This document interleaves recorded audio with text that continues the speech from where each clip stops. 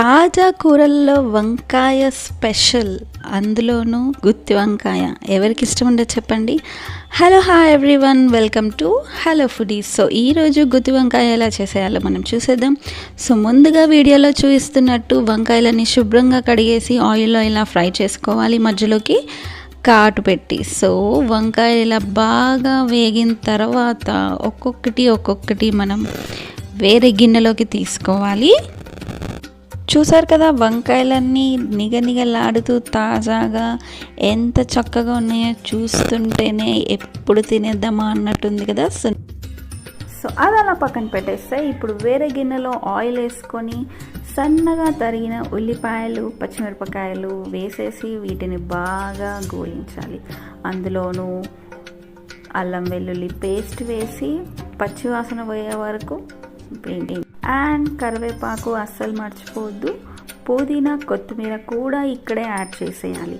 So ఇది ఇలా అవుతున్న సమయంలో దాన్ని అలా పక్కన పెట్టేసి నెక్స్ట్ మనం గ్రేవీ కోసం ఏం చేయాలో చూసేద్దాం. స్టే ట్యూన్, ఎండ్ వరకు చూసేయండి. గుత్తి వంకాయ ఈజీగా ఎలా చేయాలో, టేస్టీగా ఎలా చేయాలో చూసేద్దాం. అందులోని కొంచెం పసుపు యాడ్ చేయండి మర్చిపోకుండా. అన్నీ వేసేసి అన్నిలా మర్చిపోయారని ఉప్పు అంటుంది, సో ఉప్పు కూడా అక్కడే యాడ్ చేసేయండి.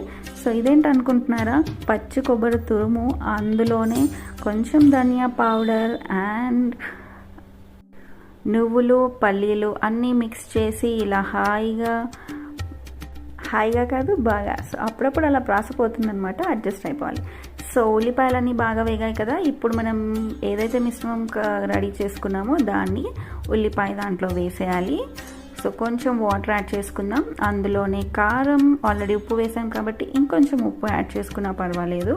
సో ఇక్కడ మనకి గ్రేవీ అయితే రెడీ అయిపోతుంది. సో చూసారా, గ్రేవీ అయితే ఆహా రెడీ అయిపోవచ్చింది. సో ఇందులోకి మనం కొంచెం చింతపండు పులుసు కూడా యాడ్ చేసుకోవాలి. టేస్ట్ చాలా బాగుంటుంది ఇలా చేస్తే. అండ్ చివరి ఘట్టానికి అయితే మనం రాని వచ్చేసాం. ఇప్పుడు ఏవైతే వంకాయలు వేయించి పక్కన పెట్టుకున్నామో వాటిని ఇందులో యాడ్ చేసేయాలి. అంతే అండి, చాలా సింపుల్ అయిన గుత్తి వంకాయ రెడీ.